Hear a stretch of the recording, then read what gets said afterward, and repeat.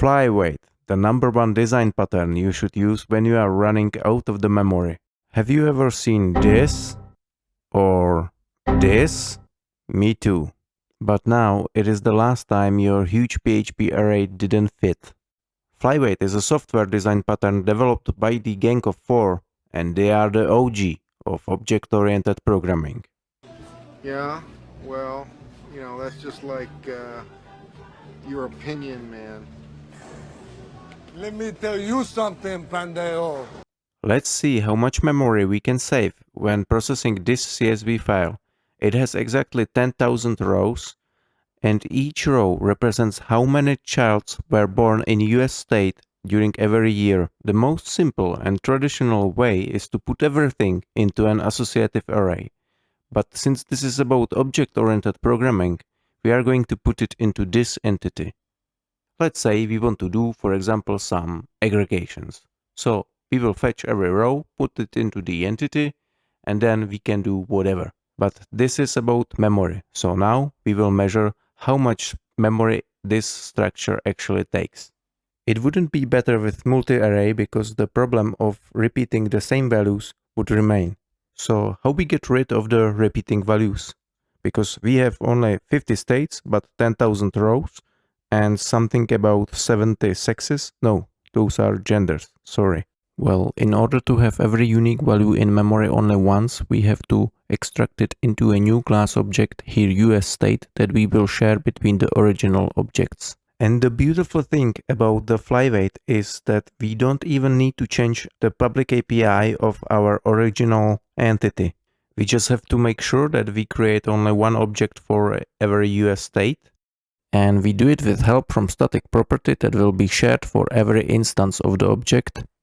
And then just forward the get call. Let's measure the memory again.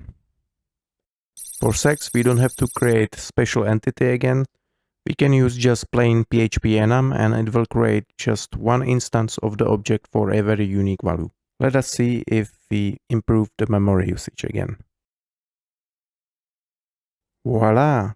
That means we saved almost 40% of memory just by implementing Flyweight pattern.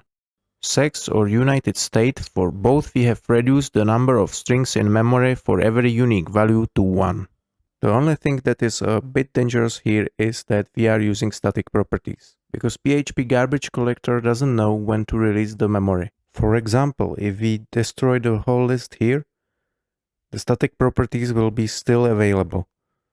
While this is not a problem for standard web requests where everything in PHP lives just during the request, it might be a problem for longer running background jobs like daemons or CLI scripts. Solution is to unset the static property manually, or we can use weak reference. Weak reference is a construct that we have in garbage collected languages that allows the collector to deallocate objects that are still referenced in some variable in program, but only through weak reference. Just like this. At this point, it won't be garbage collected because there is a normal reference in this variable. And before we leave the scope of the function, in this case constructor, we assign the content of the weak reference, which is the actual reference to the object or normal reference, if you will, to this property. So until this object lives, it cannot be garbage collected. If we try to unset the list again, now because all the objects are destroyed and only reference to the US state is in the static property, but it is just weak reference, it is actually garbage collected. Last two things related to the memory worth mentioning. In PHP, as in other languages, we have multiple data structures. The one most used are arrays because they are the most universal and versatile and optimized for almost anything. But if you have a list with loads and loads of elements and you know upfront how big this list will be, you can use SPL FixedArray. As we can see, it is more memory optimized.